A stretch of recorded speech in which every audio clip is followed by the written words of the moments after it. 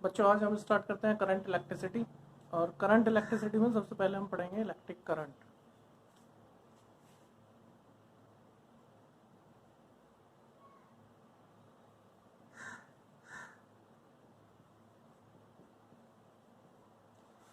अब आपने पढ़ा है इलेक्ट्रिक करंट। इलेक्ट्रिक करंट क्या है? The rate of flow of charge is called electric current. Rate of flow of charge मतलब चार्ज के फ्लो का जो रेट होगा वो होगा हमारा इलेक्ट्रिक करंट, और इसे हम रिप्रेजेंट करेंगे ऐसा equal to Q upon T. ठीक है, तो rate of flow of charge is called electric current. अब बात करते हैं फ्लो ऑफ चार्ज। देखो बच्चों, फ्लो ऑफ चार्ज को एक बार माइंड में सेट कर लो कि फ्लो ऑफ चार्ज का मतलब यही है कि चार्ज जितना मोशन करेगा, उस मोशन को, उसकी मोशन के कारण जो उसकी मोशन जो रेस्पॉन्सिबल होगी to produce the electric current. Electric current produce के लिए रेस्पॉन्सिबल होगी उसकी मोशन। तो मतलब एक तो हमें ये बात अपने दिमाग में सेट कर लेनी चाहिए कि चार्ज जब मोशन करेगा तब इलेक्ट्रिक करंट फ्लो होगा। ठीक है, अब किस टाइप का चार्ज? आप जानते हैं चार्ज कितने तरह का, पॉजिटिव और नेगेटिव। ठीक है, तो पॉजिटिव चार्ज भी करंट प्रोड्यूस करेगा और नेगेटिव चार्ज भी करंट प्रोड्यूस करेगा। दोनों चार्ज करंट प्रोड्यूस करते हैं, पॉजिटिव चार्ज भी करंट प्रोड्यूस करता है और नेगेटिव चार्ज भी करंट प्रोड्यूस करता है। डिफरेंस क्या है दोनों में? देखो, नेगेटिव चार्ज को हम ऐसे लेके चलते हैं जैसे इलेक्ट्रॉन का कैसा चार्ज है नेगेटिव, और प्रोटॉन का कैसा चार्ज है पॉजिटिव। तो बच्चों ये मान के चलो कि नेगेटिव चार्ज या समझो इलेक्ट्रॉन इस डायरेक्शन में फ्लो कर रहा है, इस डायरेक्शन में मोशन कर रहा है। ठीक है, अलोंग टू एक्स एक्सिस। तो करंट जो फ्लो करेगी हमेशा नेगेटिव चार्ज के अपोजिट डायरेक्शन में फ्लो करेगी, मतलब करंट की डायरेक्शन होगी एक्स एक्सिस या opposite direction of motion of electron और negative charge. Current always flow in opposite direction of negative charge. हमेशा कैसे फ्लो करेगी?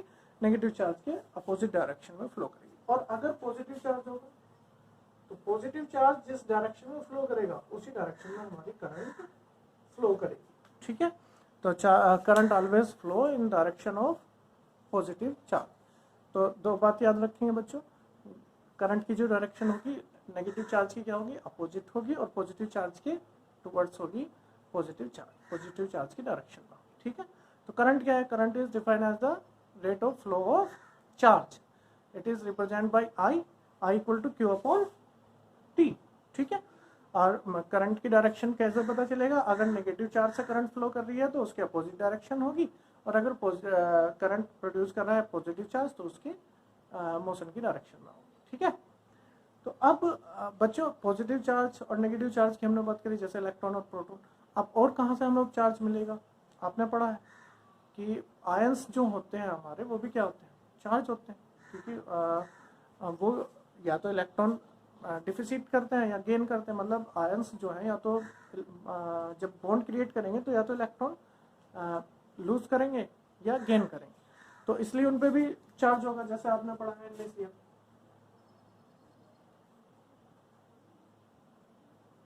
तो ये इसका क्या है? हमारा आयंस है, न्यूक्लियर। तो अगर आयंस भी मोशन करेंगे तो भी करंट फ्लो करेगी, मतलब चार्ज फ्लो करना चाहिए। चार्ज से मतलब हमारा इलेक्ट्रॉन है, प्रोटॉन है, या अल्फा पार्टिकल है, या हमारे आयंस हैं। कोई भी चार्ज अगर मूव करेगा, मोशन करेगा तो क्या फ्लो होगी? करंट फ्लो होगी। करंट की डायरेक्शन कैसे पता चलेगा? कि अगर पॉजिटिव चार्ज फ्लो करेगा तो उसकी डायरेक्शन में करंट फ्लो करेगी, और अगर नेगेटिव चार्ज फ्लो करेगा तो उसके अपोजिट डायरेक्शन में करंट फ्लो करेगी। ठीक है, अब बात आई कि करंट में डायरेक्शन होगी। आप समझ गए करंट की डायरेक्शन कैसे रिप्रेजेंट करेंगे? भाई नेगेटिव चार्ज है तो उसके अपोजिट डायरेक्शन, पॉजिटिव चार्ज है तो उसके टुवर्ड्स उसकी डायरेक्शन। ठीक, अब देखते हैं कि जो हमारी इलेक्ट्रिक करंट है वो स्केलर क्वांटिटी है और वेक्टर क्वांटिटी। अब आपको डेफिनेशन पता है, scalar quantity those quantity which have only magnitude are called scalar quantity, and vector quantity those quantity which have magnitude and direction also are called vector quantity. अच्छा, अब हमने पढ़ा है कि करंट में क्या है? डायरेक्शन है। हमने यहाँ पे देखा कि करंट में क्या है? डायरेक्शन है, हमें उसकी डायरेक्शन का पता चल रहा है। तो करंट कैसी होनी चाहिए? वेक्टर क्वांटिटी होनी चाहिए। लेकिन बच्चों ध्यान रखो कि current is a scalar quantity. कैसी क्वांटिटी है? स्केलर क्वांटिटी है। अब बात ये है कि how can we say the current is scalar quantity whereas current has direction. जबकि करंट के पास डायरेक्शन है तो हम कैसे कह सकते हैं कि ये एक स्केलर क्वांटिटी है? तो बच्चों किसी भी क्वांटिटी का स्केलर और वेक्टर होना का क्राइटेरिया केवल ये नहीं है कि उसमें डायरेक्शन है या नहीं, उसका क्राइटेरिया ये है कि उसमें डायरेक्शन है और वो वेक्टर सम का लॉ फॉलो करता है। वेक्टर सम का लॉ क्या है? देखो बच्चों, अगर मैं आपके पास दो क्वांटिटी दे रहा हूँ ए और बी, ए इक्वल टू 4 है और बी इक्वल टू 3 है। अगर आप इसे एल्जेब्रिक सम करो, सिंपल मैथमेटिक्स में अगर हम इसका सम करें ए प्लस बी, 4 प्लस 3 7, ठीक है। और अगर आप इसका वेक्टर सम करो तो वेक्टर सम आपने पढ़ा है, पहले आप ए ड्रॉ करोगे, ए ड्रॉ करोगे ए 4, फिर बी ड्रॉ करोगे 3 और फिर ये होगा हमारा रिजल्ट। और इसे मेजर करेंगे तो ये कितना होगा 7 under root 4 square plus 3 square, sorry 5, ठीक है 5। अब दो तरह के सम हो गए। देखो अगर आप जनरली मैथमेटिक्स के तरीके से जोड़ते हो तो 4 प्लस 3 इक्वल टू 7, ठीक है। लेकिन अगर आप वेक्टर सम लो फॉलो करते हो तो कैसा सम करेंगे? 4 स्क्वायर प्लस 3 स्क्वायर, 16 प्लस 9 25 और 5, ठीक है। तो ये वेक्टर सम है। अब करंट का जब हमने देखा कि करंट क्या स्केलर क्वांटिटी है वेक्टर, तो हमने देखा कि करंट जो है वेक्टर सम के लॉ को फॉलो नहीं करता। कैसे नहीं करता? कि अगर दो वायर ले हम, एक में 3 एम्पियर और एक में 4 एम्पियर करंट फ्लो कर रही हो, ठीक है, तो जो थर्ड वायर होगा उसमें कितनी करंट फ्लो करेगी? अगर मैथ से जोड़ दें तो 7 और अगर वेक्टर सम से जोड़ें तो 5। तो इसमें प्रैक्टिकली अगर हम इसे देखें तो प्रैक्टिकली इसमें जो करंट फ्लो करेगी वो करेगी 7। इसका मतलब क्या है कि करंट वेक्टर सम को के लॉ को फॉलो नहीं करता, इसलिए करंट कैसी होगी? स्केलर क्वांटिटी होगी। Current is a scalar quantity, ठीक है। तो अभी तक हमने क्या पढ़ा? Electric current. इलेक्ट्रिक करंट क्या है? Rate of flow of charge is called electric current. कैसे रिप्रेजेंट करेंगे? आई इक्वल टू क्या होगा? Q upon T. क्यू क्या है? चार्ज, और टी क्या है? टाइम, ठीक है। दूसरा हमने पढ़ा कि electric current is a scalar quantity. कैसी क्वांटिटी है? स्केलर क्वांटिटी है। क्यों? क्योंकि electric current does not follow the rule of vector sum. Vector sum के रूल को फॉलो नहीं करता। थर्ड हमने क्या पढ़ी? Direction of electric current. Direction क्या होगी? जो नेगेटिव चार्ज होगा उसके अपोजिट डायरेक्शन होगी करंट की, और जो पॉजिटिव होगा उसकी डायरेक्शन में ही डायरेक्शन होगी, ठीक है। अब नेक्स्ट हम पढ़ेंगे कि यूनिट, हमारी इलेक्ट्रिक करंट की यूनिट क्या है। तो बच्चों इलेक्ट्रिक करंट की यूनिट है एम्पियर। क्या यूनिट है? एम्पियर।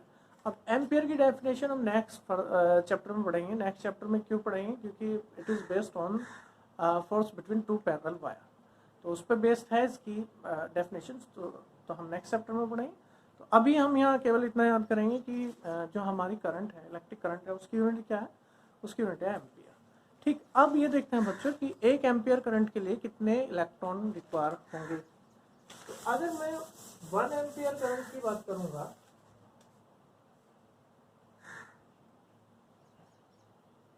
ठीक है, तो क्यू एन निकालते हैं हमें। T equal to 1 second, 1 second, q equal to 1, i equal to 1 upon 1 equal to 1, q equal to 1। तो क्यू हमें पता है q equal to n e, charges depend on number of electron, q equal to n e where n is number and e is charge of 1 electron. E की value कितनी है बच्चों? 1.6 into 10 to power minus 9, ठीक है। तो क्यू इक्वल टू एनी और N equal to 1 upon E, Q upon E 1 upon 1.6 into 10 to power minus 9, क्योंकि current 1 ampere ले रहे हैं हम, ठीक है, और चार्ज भी हमने 1 कूलम लिया। अब अगर इसकी कैलकुलेशन करूंगा तो ये होगा 6.25 इंटू 10 टू पावर 80। इसका मतलब क्या है कि अगर किसी वायर से हमें 1 एम्पियर करंट फ्लो कराना है, कितने एम्पियर, 1 एम्पियर, तो उस वायर में इतने इलेक्ट्रॉन फ्लो करने चाहिए, कितने, 6.25 इंटू 10⁻18। मतलब कि 1 एम्पियर करंट फ्लो कराने के लिए किसी वायर के एक एंड से इतने इलेक्ट्रॉन एंटर करने चाहिए और उसी टाइम दूसरे एंड से इतने इलेक्ट्रॉन निकल जाने चाहिए, तब उस वायर से करंट फ्लो होगी 1 एम्पियर। ठीक है, याद रखेंगे। ये था इलेक्ट्रिक करंट। इससे बाद में इस नेक्स्ट वीडियो में हम पढ़ते हैं फ्री इलेक्ट्रिक।